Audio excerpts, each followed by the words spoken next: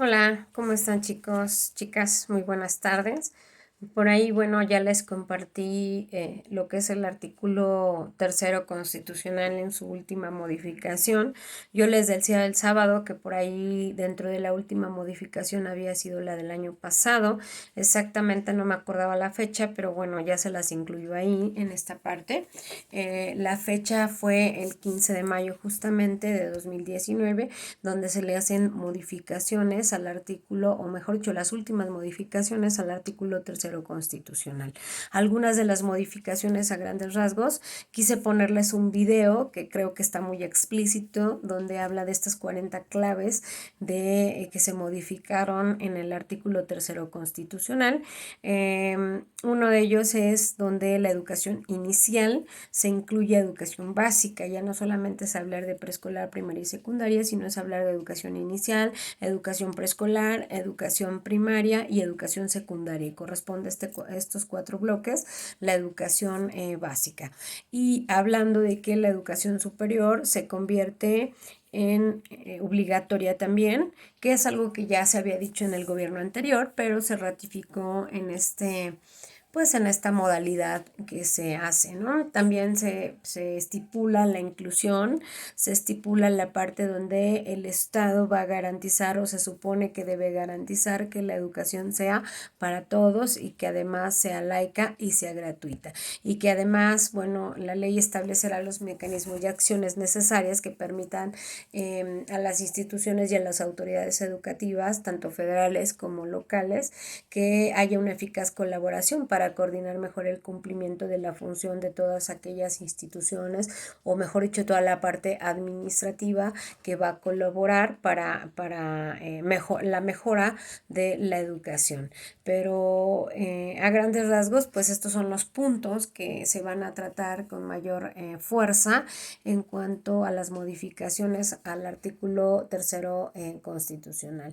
Yo por ahí les puse un video que me pareció muy interesante y que se titula En cuarentena, lee el artículo tercero constitucional, y nos habla también de la reforma de otros dos artículos por ahí adicionales, que es el artículo 31 y el artículo 75, si mal no recuerdo, donde habla de esta parte de las modificaciones. Ahora, yo quisiera preguntarles y comentar en este pequeño video, eh, ¿cómo consideran ustedes que en realidad, pues, estos puntos que se reforman en el artículo tercero se están llevando a cabo? Porque, bueno, en un supuesto la educación, y no supuesto, ahí está en la reforma del 15 de mayo del artículo tercero, la educación media superior es para todos. Sin embargo, ¿cuántos jóvenes están que no van a la escuela? Y no van por diversas razones, y una de ellas, que es una de las mayores razones de peso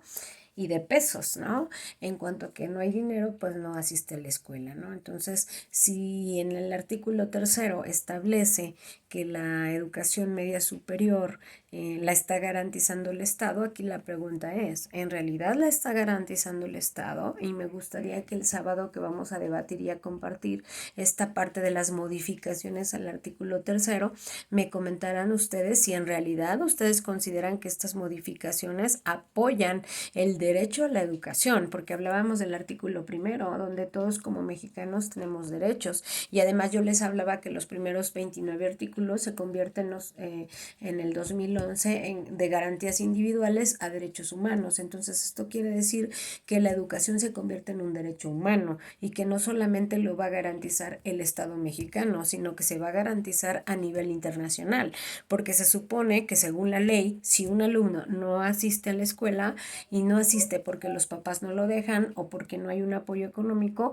entonces si la ley dice que el Estado va a garantizar, entonces el Estado no está cumpliendo con ese derecho humano. Entonces se podría hacer una acusación directa a la Corte Interamericana de Derechos Humanos, porque no se está cumpliendo con el tercero constitucional, que dice que el Estado va a garantizar que todo ciudadano tenga acceso a la educación. Entonces, esa es la parte que me gustaría mucho que ustedes reflexionaran, ¿no? ¿Por qué? Porque además el proyecto que van a realizar, ustedes conlleva esta parte.